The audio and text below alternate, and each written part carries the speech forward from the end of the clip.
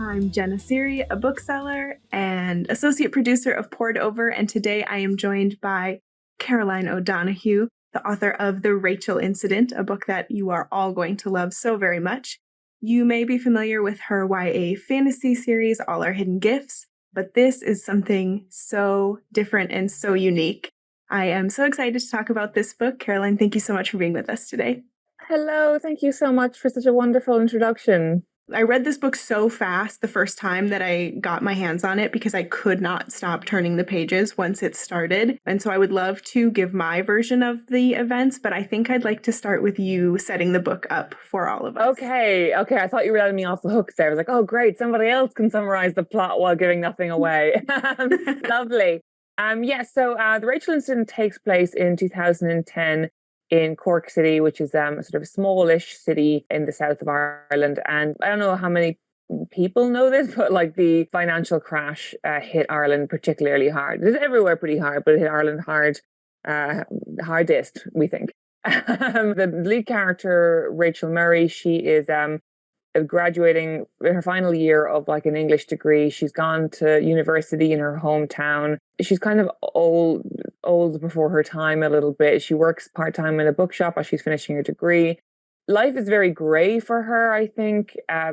She feels quite disappointed by life already, by the lack of opportunities.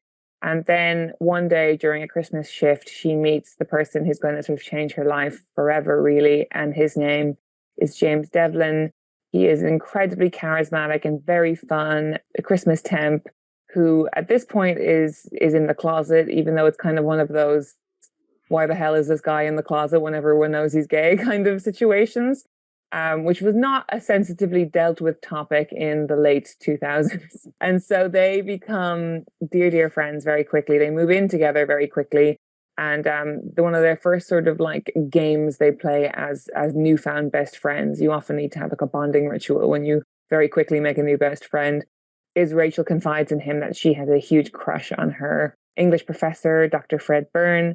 They decide in a kind of a giddy moment of like, are we really doing this? They're going to hold a book launch for Dr. Byrne at the bookshop they work at for his incredibly unreadable literary sort of academic text. And at that book launch, the plan for Rachel to seduce Dr. Byrne goes very wrong. Actually, James gets with Dr. Byrne, and the rest of the novel is kind of dealing with both the fallout of that and just all the decisions they make afterwards, and this year of their lives where they are forced to grow up, and that's it. And that's it, except not it, because there is, if everyone thinks that that's like the big powder keg moment, then they just have to keep reading, because these events are just going to like keep hitting these characters in a way that when you are at that point in your life, it feels like everything does just hit you like one after another, after another, after another, in a way that feels so relatable, because when you're at that point in your life, everything feels like, oh, just another thing on the list of the way your life's going wrong. Totally. And it's just kind of, there's like a fierce indignity when you're that age and you're a young adult. And you realize that the world's problems are also your problems. And like, I think especially as millennial people, were like, no, but we were told we were special. I can't be the victim of market forces. Yeah. That's not in my narrative, you know? Right. I was supposed to be the main character. Yeah, exactly. And then you find out that's not quite how it works. It's true. That's not how the economy works. No, it doesn't care. Doesn't care. And Rachel herself is such a relatable character. She's so deep. There's like so many layers when you're going through. I found myself laughing with her, cringing with her, covering my eyes, being like, I can't believe that she did this, but then also making me think of all the things where I was like, I remember I probably would have made that exact same choice, even though now I'm like, how could you have thought that would work? I just have to know how Rachel's voice came to you. How did you sort of begin to form this incredible character? Oh, thank you. I'm so glad that you like her. I feel very dearly towards her. Her voice actually was really, it's interesting. You know, I've been doing this job for a while now, and it's lovely to keep discovering new things about it. But I discovered this is the first book I've ever written mostly in the past tense. If the entire plot of this novel were happening in the present tense, and all these things that happened to Rachel and happened because of her decisions, were just hitting her day after day and we were just reading a completely linear event, it would feel quite harrowing, I think. I think you would take her at her word when she tells you that like her boyfriend is mean to her, or he's not reliable or whatever. We'll get to him later. Or that, you know, this sort of struggles she's having with her, both her degree and her job and her friends. They all seem like a lot, like a real tough chew. And they definitely were tough chews, you know, like for her going through those things. But because she's telling that from the perspective of someone in their mid-30s who's fine, like she's in a happy marriage, she's pregnant. That's how we open the book. She has a nice career. She's got a great circle of friends. You get a sense that like this woman, her life is full and it's good, but she's telling you about this terrible series of things that happened to her in her early 20s. And I think because she's looking back rather than living through these things presently, she has a certain amount of affection for her young self that I think we should all strive to achieve. You know, that kind of thing of like, God, I was an idiot, but I had good legs. Do you know what I mean? That sort of attitude. And I think that once I unlocked that thing, the rest of Rachel came together really easily, and the book just kind of flowed out because it's somebody who has a great deal of self-compassion, and those characters I discovered are much more fun to write. And they're much more fun to read. I think, you know, going through, you know, she's going to be okay. When you're going through those moments with her, you have this more sense of hope than you would just being like, oh, how is she going to come out of this? How is this going to end? It really allows you to like enjoy those moments and like seep into the moments where you know that things aren't going her way. But we've all been there. We've all had those moments where even if you in the moment are like, I know this is not going to help me in the long run, but it's going to feel better now.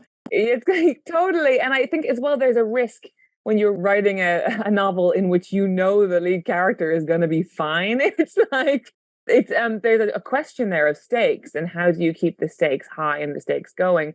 And to me, the internal stakes of it are kind of, you know, she has this huge friendship with her best friend James, and it's a very defining relationship in her life. And you are also quite clear from page one that her and James are still friends. Like, they live in different countries now, but they're still dear friends who see each other a lot and make, you know, very special holidays to go see each other and that kind of thing. So you're like, oh, good, they're still friends. That's nice. How nice, long friendships. But then as you go through, kind of the emotional stakes almost become, I can't believe they're still friends, despite all these things they have done to one another. And I think that to me is like such a testament to like long friendships. And like if you've known someone for 15 years, you've done some things to them, and they've done some things to you, and you've said the unsayable, and that is like, it's like, wow, that becomes the stakes to me, you know, almost. And I think, I mean, I definitely have some friends like James. And I think I hope everyone has a friend like James, even though you go through terrible things together. You need that person who's seen you at your worst to be able to see you at your best.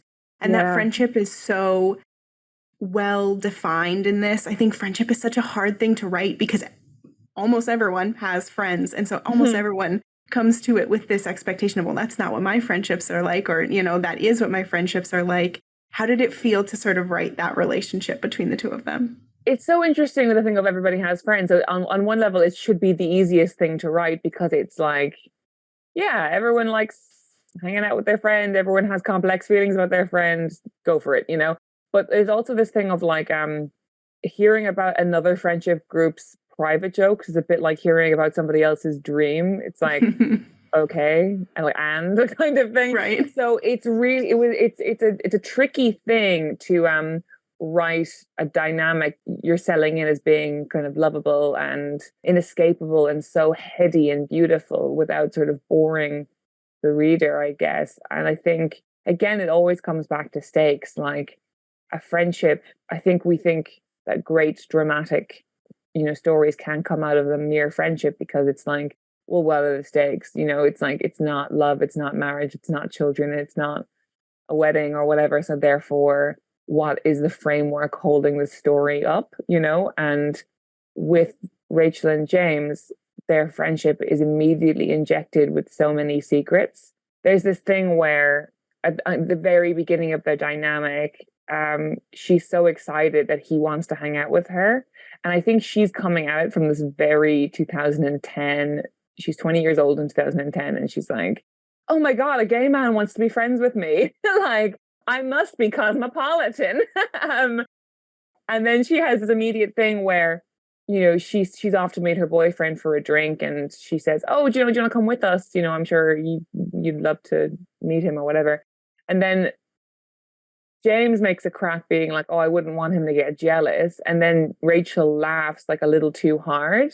And he's a bit like, okay, kind of thing. And she's kind of like, come on, you're gay. We all know you're gay. And he's like, I'm not. I'm very straight. And she's like, okay, are we still joking? Kind of thing. And it's like this first thing in their friendship where she loses her footing really quickly. And she's like, oh no, I've hurt someone.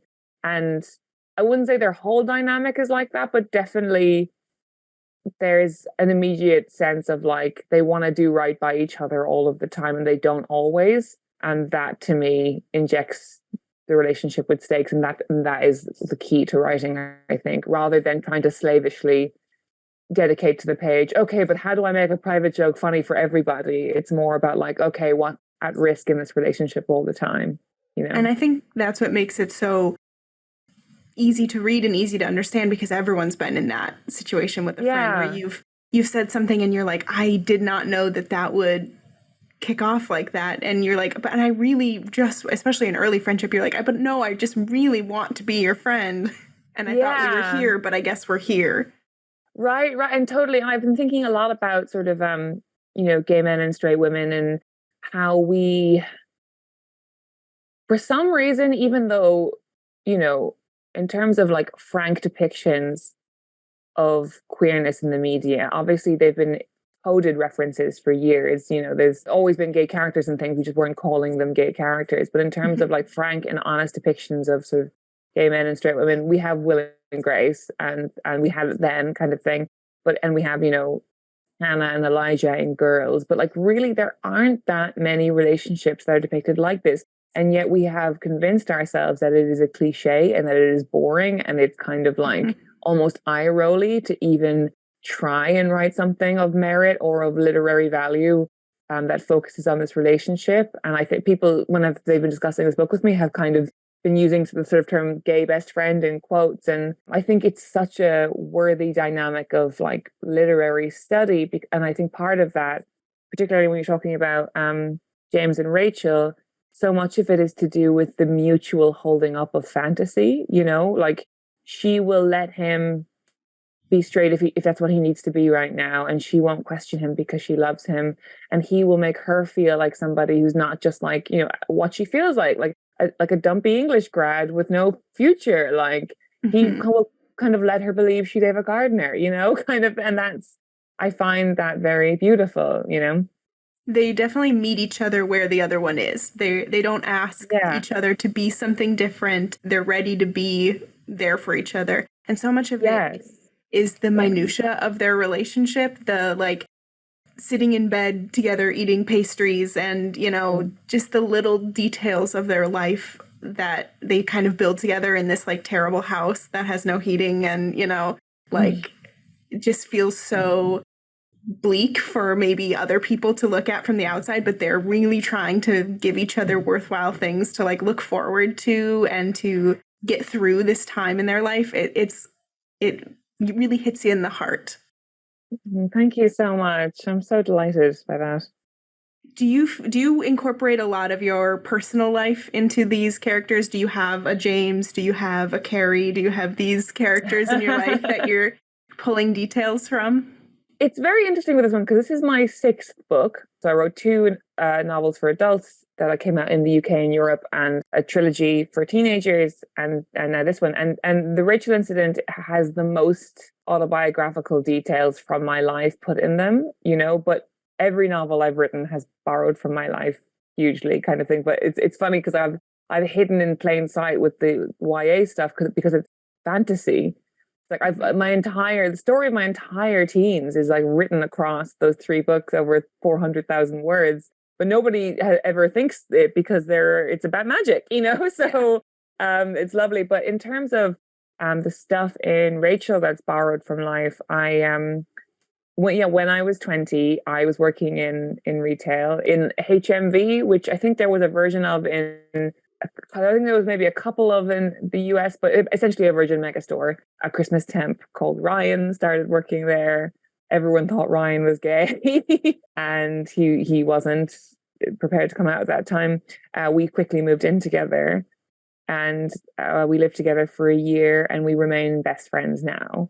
And in terms of the actual plot, like this is like quite a high wire relationship plot where like there's lots of betrayal and secrets and all that kind of stuff, and that is all fiction, and it's all sort of soap opera, and it's all that. But the emotions of the time were very real, which was that I was somebody who I'm not very like Rachel in temperament, but in terms of somebody who'd felt like their life was over before it had even begun, I was very much there. And our lives together that we created, it made me feel like I was at the center of like a very glamorous, hopeful and fun world. And I just really wanted to convey that, that you just, many of the stories that we get about young people opening up to themselves are about young people like moving to New York or moving to London or whatever.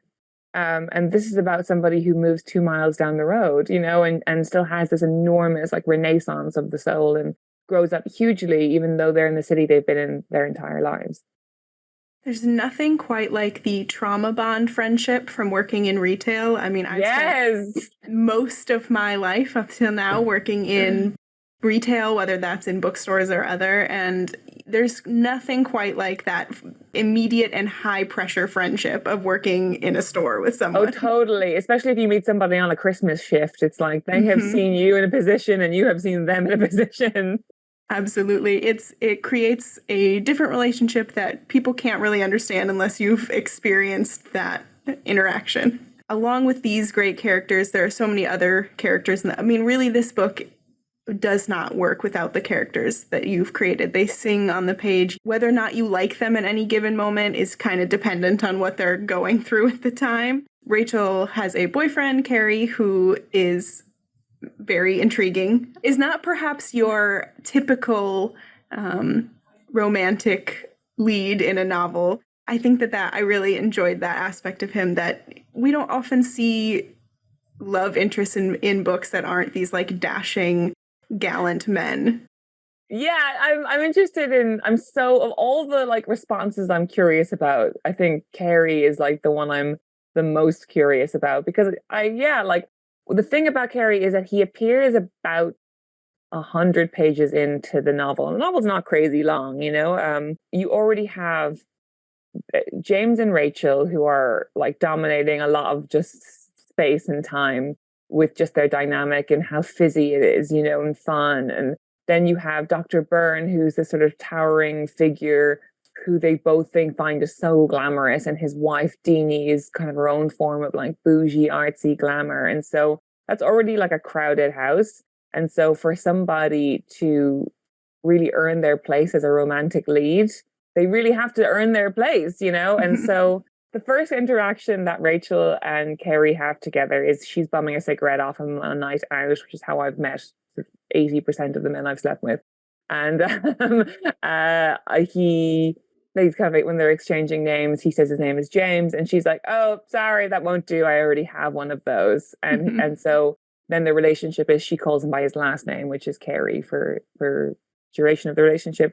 And he is like incredibly. There's a line that James Devlin says about him, which is, "That man would walk over a hot coals for you, but he won't commit to lunch plans." Like he feels such a deep emotional connection with Rachel, and they have an enormous sexual chemistry, but he's also like, he just cannot like get it together. Like he cannot attend work on time. He cannot charge his phone. Not to mind even answer his text message. Like he cannot keep the thing charged. It's just like, it's all just like a mess. Like I think if he were like a contemporary character, he'd probably get diagnosed with ADHD or something and be on Ritalin, and life would be great. But this is 2010, so he doesn't have that.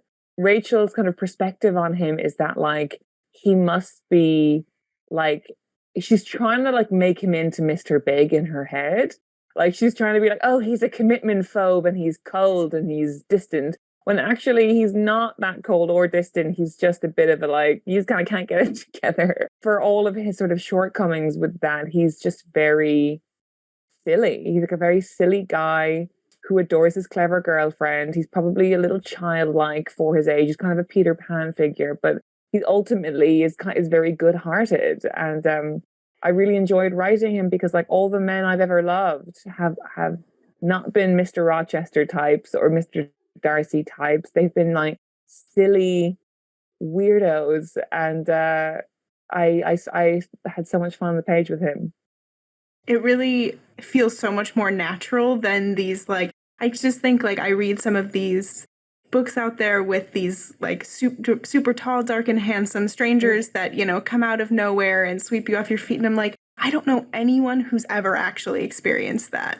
Oh, totally. It's like, you know, his eyes crinkle when he smiles and is sort of the perfect Catan thing. And like, he's distant at first, but then immediately he reveals his childhood trauma and then he's perfect. And like, maybe he's a secret billionaire and, you know, his father left him some sort of company. But it's always like, no, this is just like a nice guy who's got his own problems, but he cares. And it's like, well, when you're 20, what else do you want? I mean, you just want someone to care and be interested. Yeah, and he's just like obsessed with her. I think what I love about Rachel is that, you know, she thinks of herself as kind of a heifer. You know, she's 6 foot tall. She's a fine build of a woman, as my grandfather would say.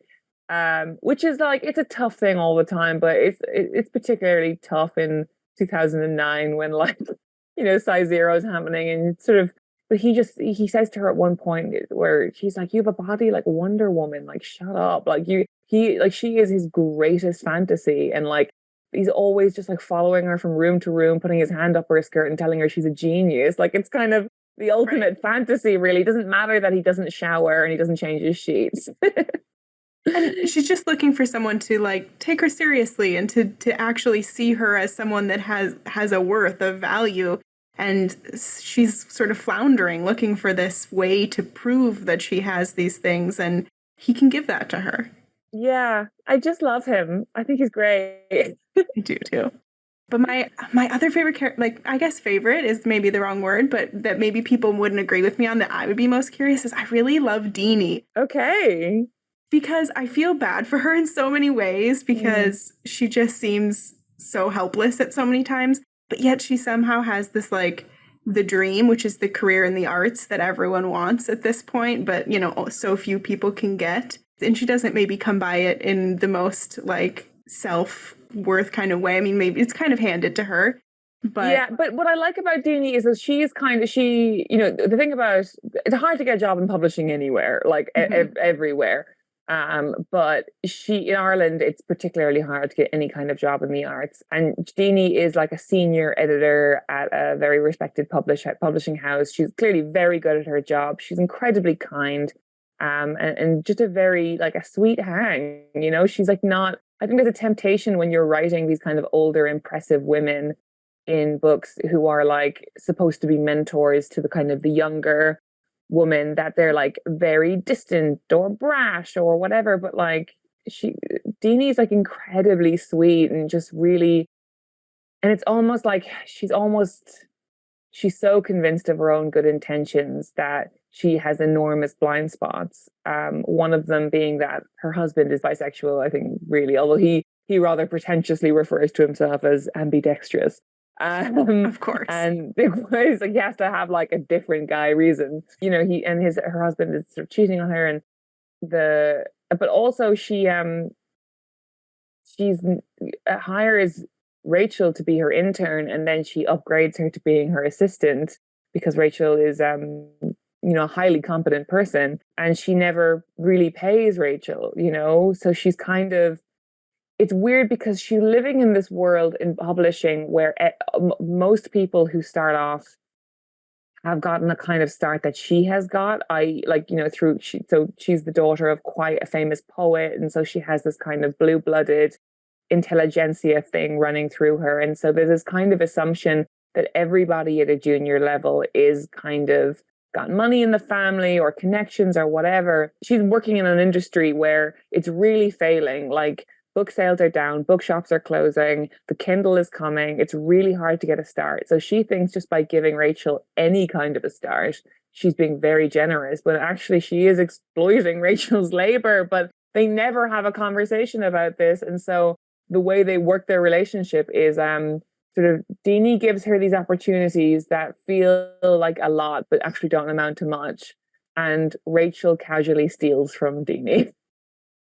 Just like little things. Just pops in the bathroom and you know, yeah, takes a couple of the cosmetic. Yeah, I mean, and those are the moments where I was like, that's such a bad idea, but it's also like such a 20-year-old like thing to do. Yeah. Like, she won't notice. And whether she does or doesn't, you know, it's such a like easy way for Rachel to just feel like she's got that little bit of control in that situation that is so completely out of her control. Completely, yeah, and it becomes this thing where like they're sort of friends to her in a way, you know, like because she sees James as sort of covert boyfriend, and Deanie's kind of her employer, but kind of not. They're in their 30s and 40s, so you know, it's like the lines get very blurry, which is where the drama ensues. It certainly does. It's so hard. It sounds like when we're talking about this book is about nothing. But the plot is so twisty that you kind of need to keep it a secret, I think. It is truly one of those things that I was so glad I didn't know really anything when I started, other than just what you can get from like hearing some of my coworkers who had already read it like talk about it here and there, and I was like, nope, I don't want to hear anything else because I just need to experience it. And by the time I got to the end, I was like, okay, well, I don't know how I'm going to tell anyone of what this is about, but I'm just going to tell everyone they have to read it. Oh wow, that's great. Thank you. Do you feel like this is an Irish story because this is so like geographically tied to what was going on in this time? Obviously, it's very relatable for people during, you know, similar age to this at any point, but there is so much into this that feels locked to this time and this place. Yeah, it's funny because I mean, it's what they tell you over and over again in publishing, which is that the universal is found in the hyper specific. And this, I think, is the most specific book I've ever written. And it's funny because when I wrote my first novel in 2016, the main character, it was like very much written to be like a modern fable almost. It was like a gothic fairy tale, but set in the world of advertising. And the character was sort of like an every woman to the point where I don't think I ever stated where her hometown was, you know? And I think that was fine for that book, but I remember part of me thinking that like the main character was British working in London. And I remember feeling like, oh, I'm just going to keep my options open or something in a sense of being like, okay, you know, it's sort of, she's easy to relate to every woman and whatever. But as I've continued in my career and found more kind of confidence and gotten more and more specific about the kind of place that I'm from, I've been like, oh, it's actually the more specific you are about something, the more relatable people find it. Which I think we know that going into fiction, but I think it takes trial and error to truly believe it and to practice it. And so this is it is such a specifically Irish story. Not only is it dealing with the 2008 financial crash and how that hit Ireland specifically, but also it's dealing with a country that, you know, gay marriage was only made legal in 2015, and homosexual acts, I think as they're termed in law, was illegal until 1997. The last Magdalene Laundry, which was a institution that imprisoned mostly young women for the crimes of sex outside of marriage and profited from them. The last one of those closed in 1996. Abortion was illegal until 3 years ago. It's a country that has a very deep conservative right-wing history that has changed very quickly in the last few years. And what was so fascinating about this being my first adult novel that's been published in the US is that I deal with a lot of these things. I deal with the sort of political landscape of Ireland and the shift that was beginning to happen during the setting of this book, where it was going from an extremely right-wing place to be more of a left-wing place.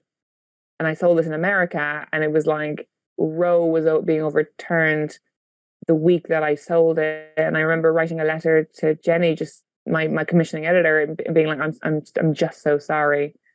I'm really, really sorry. But like, if I've learned anything from being from an incredibly right-wing country, it's that the kind of the rage it fosters in people, it's like this like strong mineral vein that runs through the entire country, and then it just bursts open. And when it bursts open, these incredible people emerge, these incredible stories emerge. Like it feels really weird to be from a country that is like, quote unquote, having a moment, like, but that moment has been like the accrual of many, many moments of feeling like you don't matter or feeling like your country doesn't hear you. And I hope that this period that the US is going through right now is not as long as the one that Ireland went through, but I hope that the mineral vein that bursts out of it is beautiful and triumphant. And yeah, and so in answer to your question, like, yes, it's a very Irish story. I think it'll work so well for sort of the maybe older Gen Z, younger millennials who didn't quite experience this period of time, but were coming sort of right after it and sort of looking to see what's coming next for them. I know you've written, like, some of your most popular books here in the US are your YA series, which, some of those readers are going to be quickly transitioning towards the Rachel incident. That's the hope. Yeah.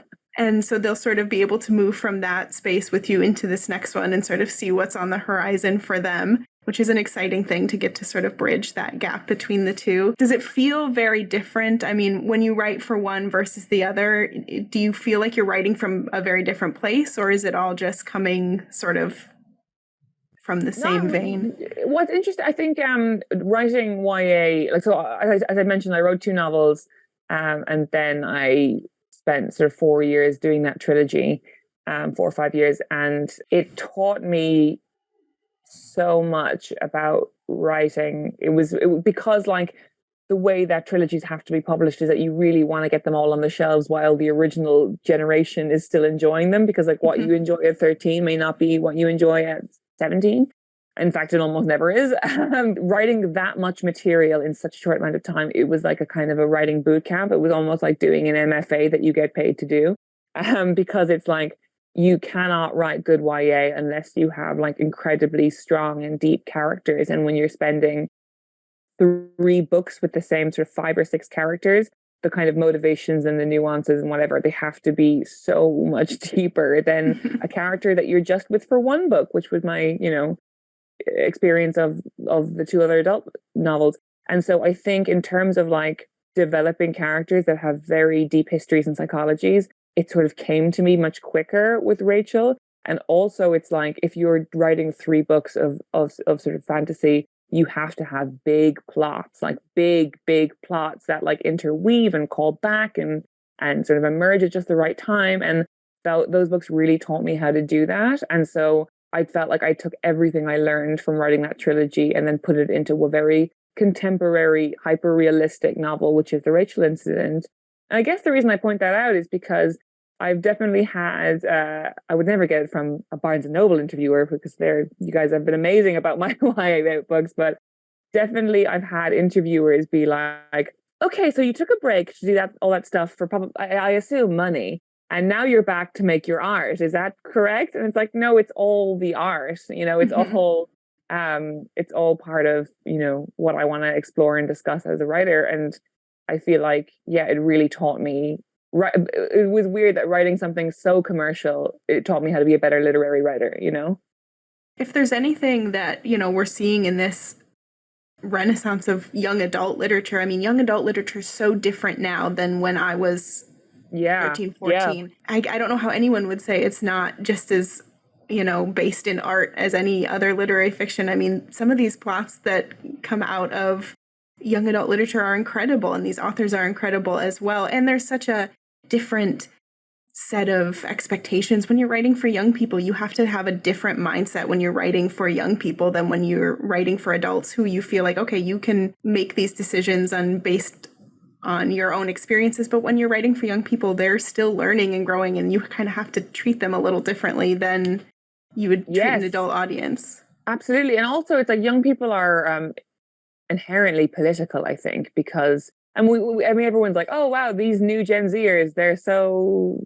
political on TikTok or whatever. And I think that is the state of being 15, is that you are learning really quickly about all the things that are wrong with the world, and you still can't, and you're sort of not hardened or cynical yet. So you have so much faith in the ability for change and all that kind of stuff. And they want to read, like, yes, magical fantasy plot lines, but they also want to read like political plot lines, and that's why they love fantasy so much, because fantasy and sci-fi are great places to explore political mechanics and sort of why the world is certain ways. And they really want to read about things that are like, here's the macro political thing and here's the micro of how this person is being affected. And like, definitely you see that in the Rachel Lynson as well. I think it could easily be shelved as a young adult book, take out some swearing, but yeah, do a light edit for content and then you're there. Exactly.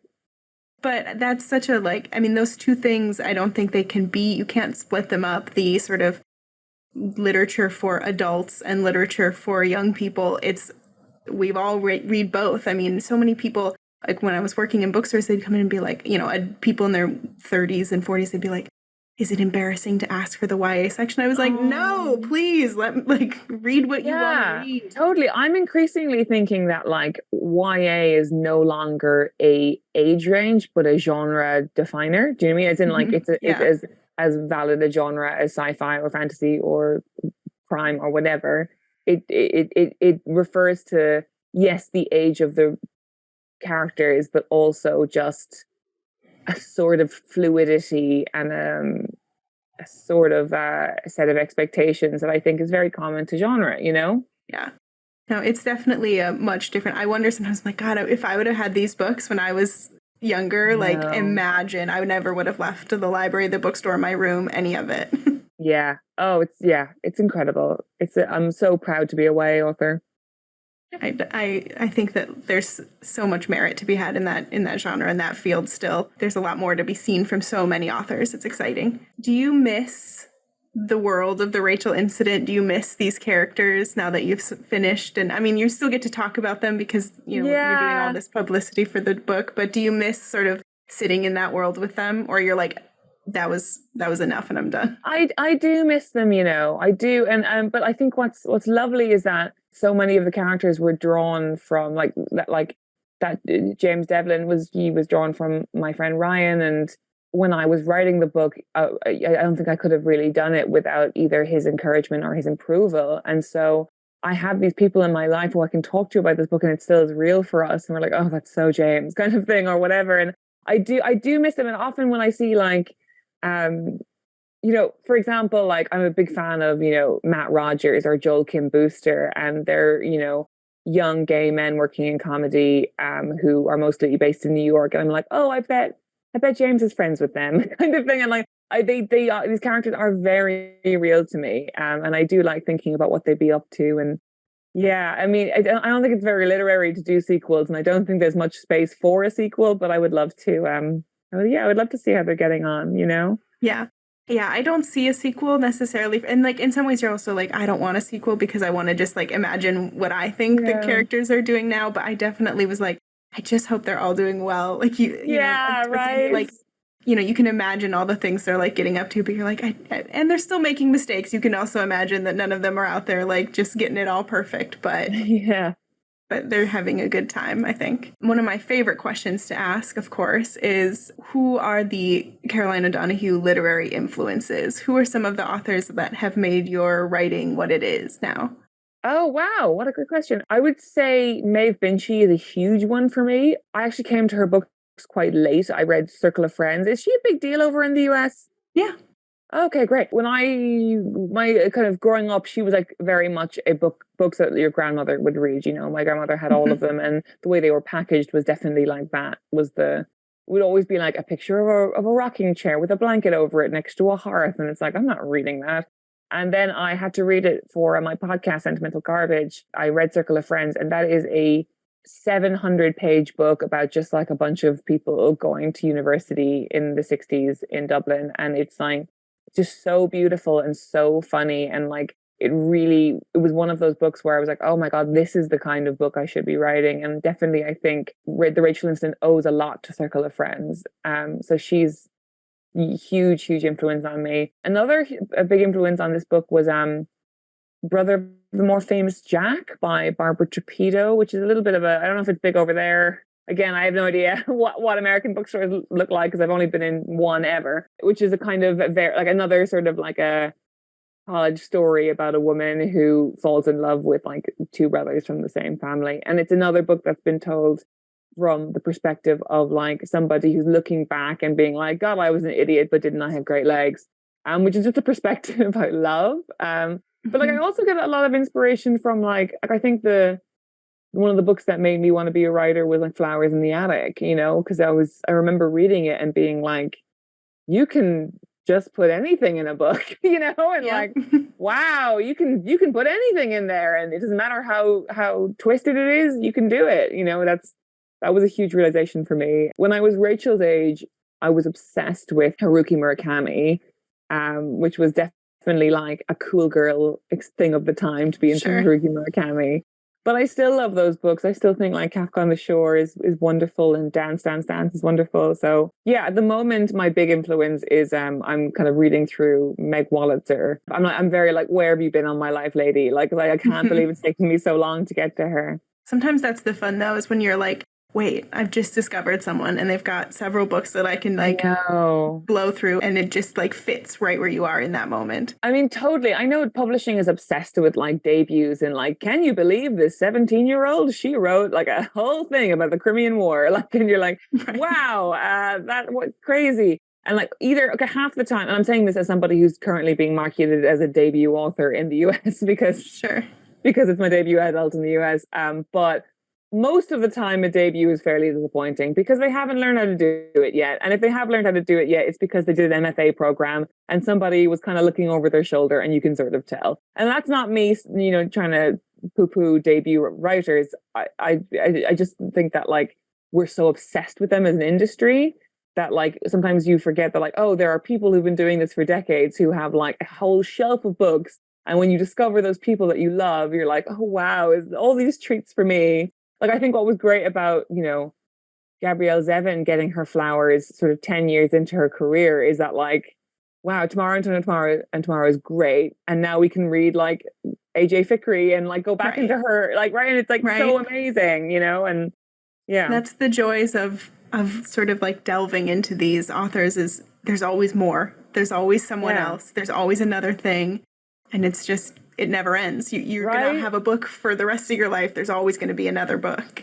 Totally. I just wish more publishing breakthrough success stories looked like Gabrielle Zevins, you know, where it's like, wow, this person wrote a bunch of books and this one is really broken through, but look at all these other ones, you know? Right. And like same with like Taylor Jenkins Reid. It's like she broke through and it's like, look at all these other ones. And we're getting more and more of that. And I think the reason that we're getting more and more of that lately is because of TikTok. All you need is that one influencer, that one bookseller, the one whatever to find your book and to put it in the hands of as many people as they can. And I would pay any amount of money to see what Madeline Miller's royalty statements looks like, you know, because like Song of Achilles, I remember reading that book in like 2014 and then being like, oh, this is a great book. And then like kind of forgetting about it. And then suddenly TikTok is like, have you heard? Yeah. But she must have sold that book for like, what, £15,000 probably? And now she's like rolling in it, I'd say.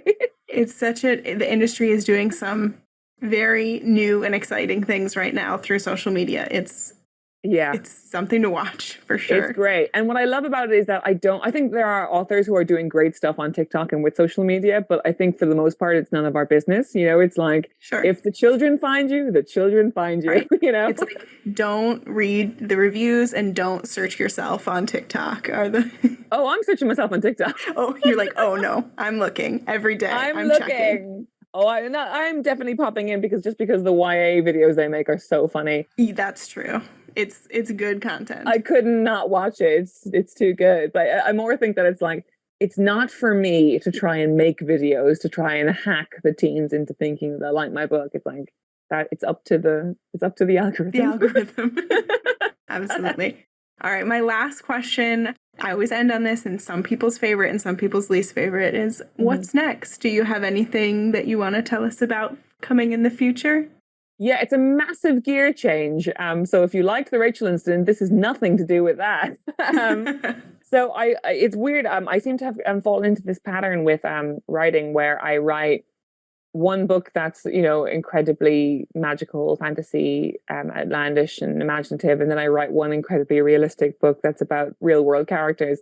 And so I have the Rachel incident, and now my next book, which I am still waiting for my first round of feedback on from my publisher, is called Skip Shock. It's my first fantasy book to take place completely in an alternative world, which is like the hardest thing I've ever had to do. It's, you have to come up with religion and currency and what do they eat and how do they eat and all that.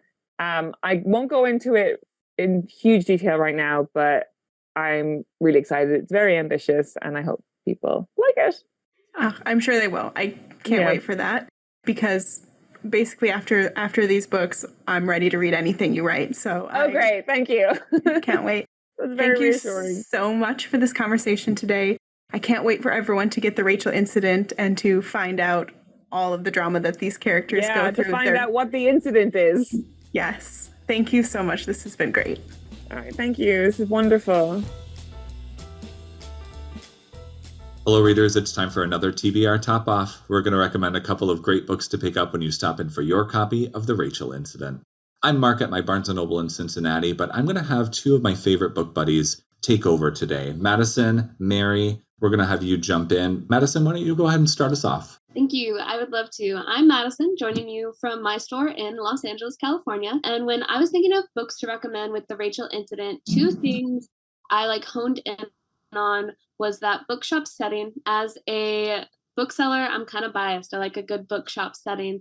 And women who are a little bit messy. So that is why I chose How to Find Love in a Bookshop by Veronica Henry. And while this book is very sweet and uplifting, it's a very feel-good book, the characters that are in it kind of have an interwoven storyline that can get a little bit messy. None of their lives are perfect because they are very human. So the setting for this book is Nightingale Books, which is the ideal spot for book lovers. It's in this cozy little town, cozy little bookshop. Think of your favorite bookshop vibes, and that is what this bookshop is. And it is owned by Amelia Nightingale, who is actually struggling to keep the bookstore alive after her father passes away. So she has people coming to try and buy her out. She's struggling with deciding if that's the best thing to do or if she needs to keep the bookstore because so many people love coming to it and finding it as their safe space. And she also promised her father that she would keep the bookstore alive. You also see Sarah, who is the owner of Peasbrook Manor. To escape her stressful life, she goes to this bookshop kind of as her safe haven. And you kind of see her ulterior motive of coming there. I'm not going to give it away, but it is a little sweet spot in the book. Then you have Jackson, who frequents the bookstore often to find books for his son, who he doesn't get to see that often and who he misses dearly. And then one of my favorite characters is the woman who runs a pop-up restaurant for two in her tiny little cottage. So, there's the plot point for sparking a little romance if you need that in your book. Again, I just love how these character stories are interwoven. It is very much kind of like Love Actually in book form, and that's one of my favorite movies. And, I like that. It's perfect for summer. It's a little messy, but at the end, it's a book with a heart of gold, which is why I chose How to Find Love in a Bookshop by Veronica Henry. Mary, that is all I have. What do you have ready for us? I know it's a good one. Okay, Madyson, I have Someone Else's Shoes, a novel by Jojo Moyes. This is a story of two women who are hot messes in their own individual way. Nisha and Sam, and it's set in London. And one day they attend the same health club, and one of them accidentally takes the other one's gym bag. And that sets off a whole chain of events by losing or finding a pair of shoes. And you meet all these great characters along the way who help these women work through all their messes, really, and either finding the shoes or how do we return the shoes. You don't really know someone until you walk in their shoes. I will say this book has a very cinematic feature to it. At one point, there's a little bit of a heist. And during that part of the book, I really couldn't breathe until we got to the end of it. So I say definitely, even if you like a little mystery thriller, maybe not, but there's a little bit of that in there. It's a book for everybody. So I highly recommend Someone Else's Shoes by Jojo Moyes. Thank you both so much. Great picks. Like I said, perfect for summer. And, the Rachel incident is just a blast. So I think these are just perfect couplings. So thank you both so much. But that's all we have for today. Thank you for tuning in to Poured Over. Please make sure to give us a rating and subscribe so you never miss an episode. You can also follow us on our socials at Barnes & Noble. I'm Mark. You can follow my home store at BN Westchester. Madyson, Mary, where can we find you? I'm Madyson. You can follow my home store at BN Events Grove. I'm Mary. You can follow me at BN Beaumont TX. All right, everybody. Thanks for tuning in and happy reading. Bye. Thank you for listening. Poured Over is a Barnes & Noble production. To help other readers find us, please rate and review the show wherever you listen to podcasts.